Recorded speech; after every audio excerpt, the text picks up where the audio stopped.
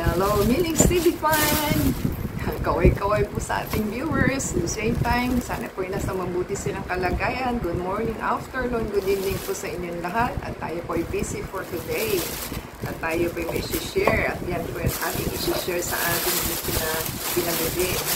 Tayo po ay pumunta ng Robinson. So, nagbayad po kasi tayo ng Meralco. So, yung mga bills po natin at tayo po yung nakapag-grocery. Meron po tayong papaya big, 2016 daw po ito.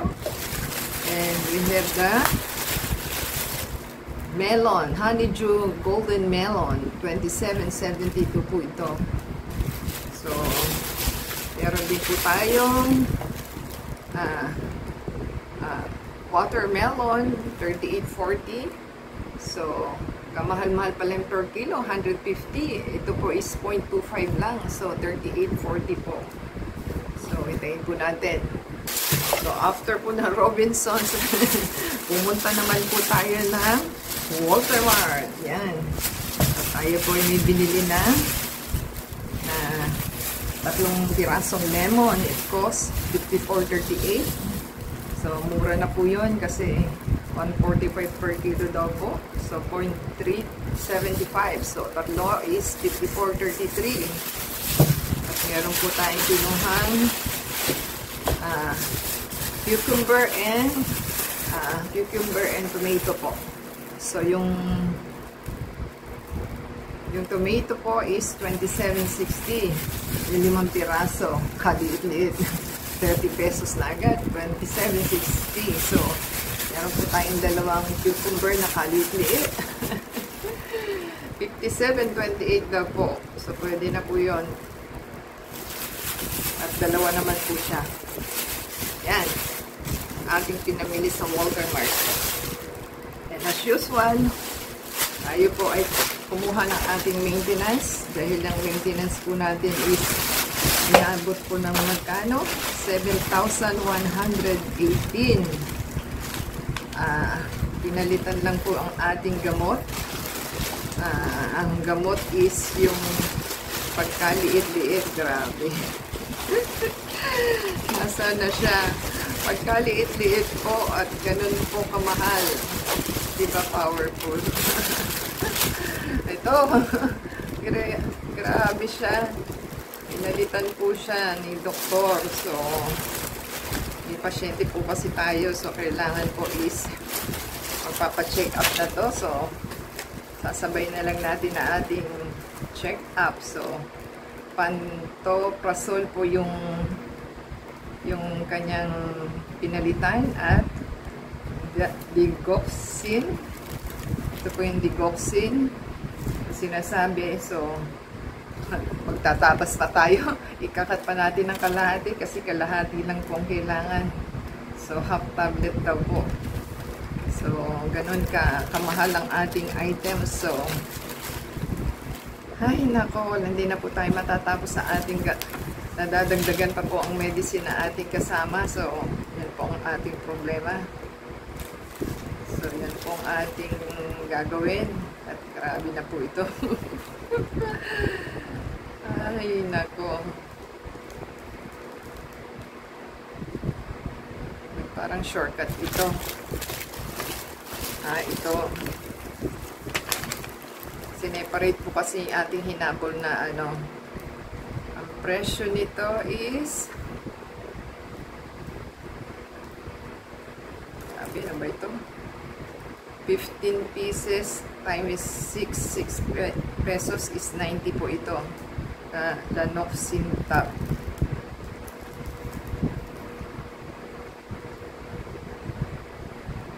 So, ang dinagdag lang po niya is yung ating pantoprazole. Yung pantoprazole po kasi is ayan. Ito po is before breakfast. So, para po yung acid is lumabas. So, yan po ang pinalitan ni doktor. So, 28 tablets lang pala siya. Ay, asa na yung iba. Kasi sabi ko, 30 pieces. So, ito yung 2 pieces para maging 30 days. So, yan pong ating pinamili.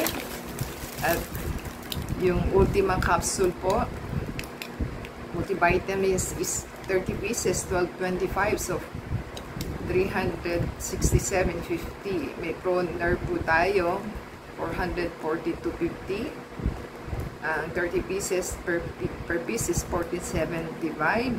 And Vixa is 750. 25 pieces po.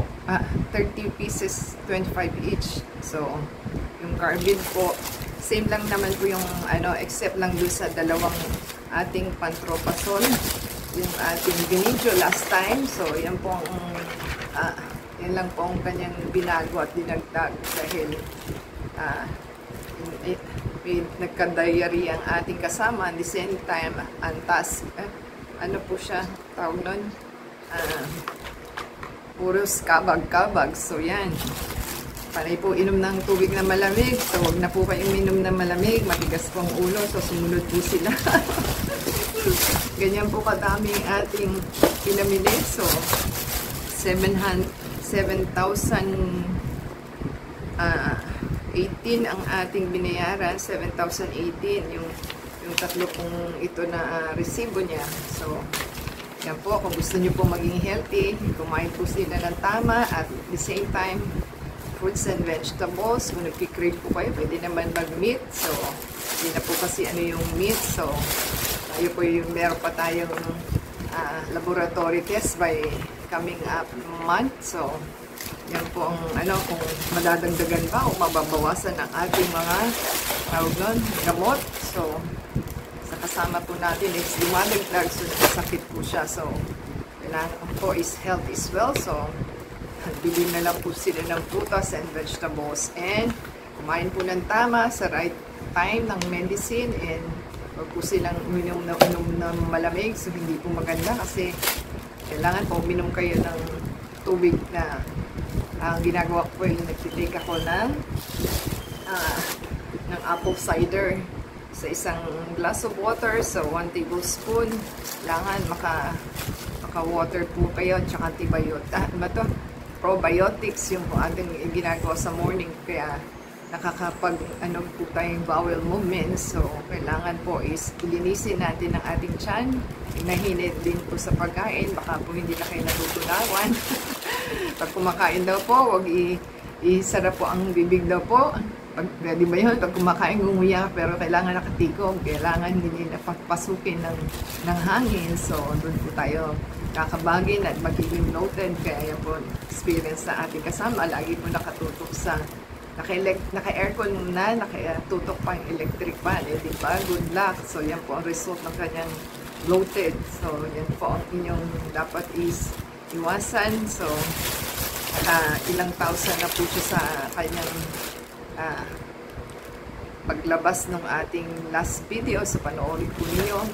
So, yan po ang ating video for today. Sana po meron silang natutunan na yan po ang ating purchases na ginawa for today. So, diba sa thumbs up po, comment down below, and subscribe po sila sa ating channel. I-play po yung ads and video para ma-monetize po tayo. At lang po tayo kumikita. And isa-shoutout po natin ang inyong names sa comment section na inyong pag-comment sa ating channel and ada sa Facebook, Twitter, TikTok, and Instagram. Until next time po, God bless everyone.